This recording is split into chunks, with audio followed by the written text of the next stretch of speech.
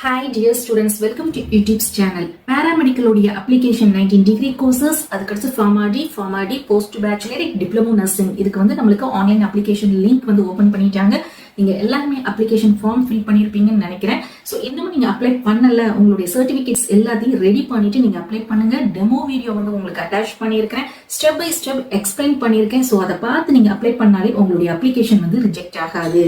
Next think வந்து பாத்தீங்கன்னா எல்லாருமே கமெண்ட் செக்ஷன்ல இந்த சர்டிபிகேட்ஸ் பத்தி கேக்குறீங்க. சோ என்னென்ன சர்டிபிகேட்ஸ் வந்து அப்லோட் பண்ணணும், அந்த சர்டிபிகேட்ஸ் இல்லைன்னா அதுக்கு ஆல்டர்னேட்டிவ் ஆப்ஷனா என்ன சர்டிபிகேட் அப்லோட் பண்ணலாம் அப்படிங்கிற வீடியோவும் உங்களுக்கு அட்டாச் பண்றேன். அதை பார்த்தாலே உங்களுக்கு கிளியர் ஐடியா கிடைக்கும்.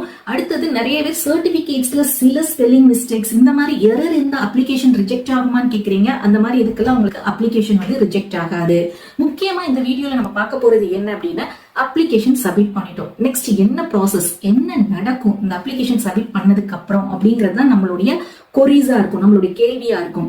சோ முதல்ல வந்து இந்த அப்ளிகேஷன் போய் சேர்ந்துருச்சா, டிஎன் மெடிக்கல் செலக்ஷனுக்கு போய் சேர்ந்துருச்சா அப்படிங்கிறது எப்படி நம்ம தெரிஞ்சுக்கிட முடியும்? ஆன்லைன்ல தான் நம்ம சென்ட் பண்ணிருக்கோம், சப்மிட்னு கொடுத்துட்டோம், எப்படி தெரிஞ்சுக்கிட முடியும் அப்படின்னு பாத்தீங்கன்னா, உங்களுடைய மெயில் ஐடியை செக் பண்ணுங்க. நீங்க என்ன அப்ளிகேஷன்ல மெயில் ஐடி கொடுத்தீங்களோ அந்த மெயில் ஐடிக்கு உங்களுக்கு ஒரு கன்ஃபர்மேஷன் இந்த மாதிரி வந்திருக்கும். அதுதான் உங்களுக்கு கன்ஃபார்ம்டு, உங்க அப்ளிகேஷன் போய் ப்ராப்பரா டிஎன் மெடிக்கல் செலக்ஷன் கமிட்டியில போய் சேர்ந்துருச்சு, சப்மிட் ஆயிருச்சு அப்படிங்கிற கன்ஃபர்மேஷன். சப்போஸ் உங்களுக்கு மெயிலையோ எஸ்எம்எஸ்லயோ வரல அப்படின்னாலும் நீங்க ஒரி பண்ண வேண்டாம். நீங்க சக்சஸ்ஃபுல்லி பேமெண்ட் வந்து சக்சஸ்ஃபுல்லின்னு காமிச்சிருக்கும் பாத்தீங்களா, அதுவே உங்களுக்கு ஒரு கன்ஃபர்மேஷன் தான் உங்களுடைய அப்ளிகேஷன் வந்து டிஎன் மெடிக்கல் செலக்ஷனுக்கு போய் சேர்ந்துருச்சு அப்படிங்கிறது. சோ அப்படியே உங்களுக்கு வந்து இந்த மாதிரி உங்களுக்கு மெயிலோ எஸ்எம்எஸோ வரலனாலும் உங்களுக்கு வந்து எந்த இஷ்யூஸும் கிடையாது. ப்ராப்பரா போய் நம்மளுக்கு ஆன்லைன்ல நம்ம சப்மிட் பண்ணிட்டோம் அப்படிங்கிற கன்ஃபர்மேஷன் தான்.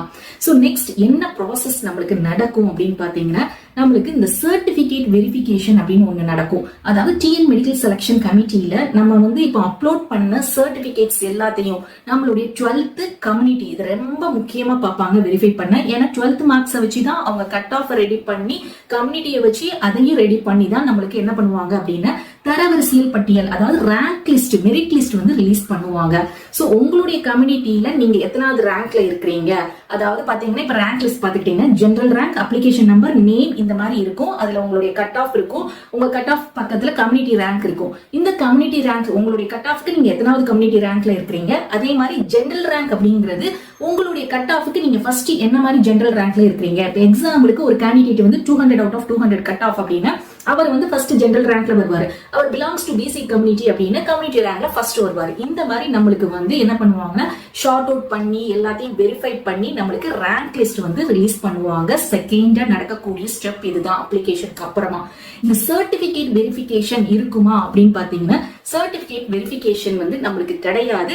நம்ம அப்லோட் பண்ண ஆன்லைன்லயே TN medical selection committee team வந்து சர்டிபிகேட்டை வெரிஃபை பண்ணிக்கிடுவாங்க.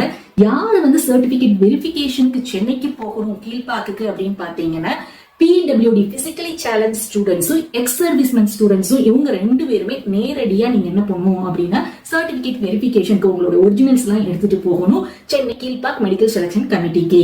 நிறைய ஸ்டூடெண்ட்ஸ் கமெண்ட்ஸ்ல கேட்கக்கூடியது, இந்த அப்ளிகேஷன் வந்து என்ன ரீசனுக்காக ரிஜெக்ட் ஆகும் அப்படின்னு சொல்லி கேக்குறீங்க.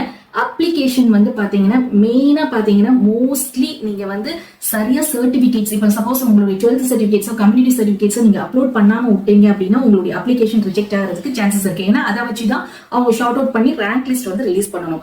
சோ அதனால அந்த ஒரு காரணமா தான் இருக்குமே தவிர, ரொம்ப நீங்க வந்து மிஸ்டேக்ஸ் பண்ணிட்டீங்க, அப்ளிகேஷன் ஃபார்ம்ல ஃபில் பண்ணும்போது மிஸ்டேக்ஸ் பண்ணிட்டீங்க, வேற என்ன மாதிரி எரரா இருந்தா உங்களுடைய அப்ளிகேஷன் வந்து ரிஜெக்ட் ஆகாது. அப்ளிகேஷன் ரிஜெக்ஷன் அப்படிங்கிறது ரொம்ப ரொம்ப ஃபியூ பெர்சன்டேஜ் தான், உங்களுக்கு வந்து ஒரு 5% அல்லது 2% ரிஜெக்ஷன் மட்டும் தான் நடக்குமே தவிர, மித்தபடி அப்ளிகேஷன் அப்ளை பண்ண எல்லாருடைய நேமுமே ரேங்க் லிஸ்ட்ல வந்துரும். இந்த ரேங்க் லிஸ்ட் எப்போ வரும் அப்படின்னு பாத்தீங்கன்னா, நம்மளுக்கு லாஸ்ட் டேட் வந்து ஜூலை 7th வரைக்கும் அப்ளிகேஷன் ஃபார்ம் ஃபில் பண்ண கொடுத்திருக்காங்க. சோ அதுக்கடுத்து இந்த வெரிஃபிகேஷனுக்கு டைம் வேணும் இல்லையா, ஒரு 15 days வந்து மெடிக்கல் செலக்ஷன் கமிட்டி வந்து டைம் எடுத்துக்கிடுவாங்க. சோ 15 daysக்கு அப்புறம் தான் என்ன பண்ணுவாங்க அப்படின்னா நம்மளுக்கு ரேங்க் லிஸ்ட் வந்து ரிலீஸ் பண்ணுவாங்க. இதே அபிஷியல் வெப்சைட்ல தான் ரிலீஸ் பண்ணுவாங்க. நம்மளுடைய மொபைல் நம்பருக்கு எஸ்எம்எஸோ மெயிலோ எதுவுமே வராது. அபிஷியல் வெப்சைட்டை தான் நம்ம வந்து ஆஃப் செக் பண்ணி பார்க்கணும்.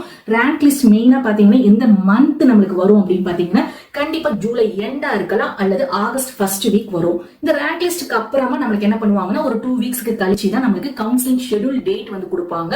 கவுன்சிலிங் டைம் டேபிள், அதாவது ஃபர்ஸ்ட் ரவுண்ட்ல இருந்து இந்த ரேங்க்ல இருந்து இந்த ரேங்க், அதாவது ஃபர்ஸ்ட் ரேங்க்ல இருந்து ஒரு 20,000 ஸ்டூடெண்ட்ஸ் ஃபர்ஸ்ட் ரவுண்ட்ல 200 to 160 கட் ஆஃப்ல இருக்கக்கூடிய ஸ்டூடெண்ட்ஸ் வந்து கவுன்சிலிங் இந்த டேட்ல நீங்க பார்ட்டிசிபேட் பண்ணணும், சாய்ஸ் ஃபில்லிங் இந்த டேட்ல நீங்க பண்ணணும் அப்படின்னு சொல்லிட்டு ஒவ்வொரு ரவுண்டுக்கும் நம்மளுக்கு தனித்தனியா இந்த மாதிரி ஷெட்யூல் டைம் டேபிள் வந்து ரிலீஸ் பண்ணுவாங்க. சோ கவுன்சிலிங் எப்ப நடக்கும் அப்படின்னு பாத்தீங்கன்னா ஃபர்ஸ்ட் ரவுண்டுக்கு நம்மளுக்கு மோஸ்ட்லி பாத்தீங்கன்னா ஆகஸ்ட் எண்ட் அல்லது செப்டம்பர் மந்த் ஆயிரும். சோ மை டியர் ஸ்டூடெண்ட்ஸ், இவ்வளவுதான் நெக்ஸ்ட் ப்ராசஸ். அப்ளிகேஷனுக்கு அப்புறமா நடக்கக்கூடிய ப்ராசஸ் வந்து இவ்வளவுதான். ரேங்க் லிஸ்ட், கவுன்சிலிங் ஷெட்யூல், கவுன்சிலிங்ல நம்ம சாய்ஸ் ஃபில்லிங் பண்ண போறோம், அதுக்கப்புறம் காலேஜ்ல போய் ஜாயின் பண்ண போறோம். சோ ஹோப் உங்களுக்கு வந்து இந்த வீடியோ வந்து யூஸ்ஃபுல்லா இருக்கும்னு நினைக்கிறேன். இப்போ உங்களுக்கு நல்ல கிளியர் ஐடியா கிடைச்சிருக்கும்னு நினைக்கிறேன். உங்களுக்கு இந்த வீடியோ பிடிச்சிருந்தா லைக் பண்ணி நம்மளோட சேனலை சப்போர்ட் பண்ணி சப்ஸ்கிரைப் பண்ணிக்கோங்க. உங்களுடைய சப்போர்ட் ரொம்ப முக்கியம். அண்ட் நம்மளுடைய வாட்ஸ்அப் அண்ட் டெலிகிராம் சேனலை ஜாயின் பண்ணிக்கோங்க.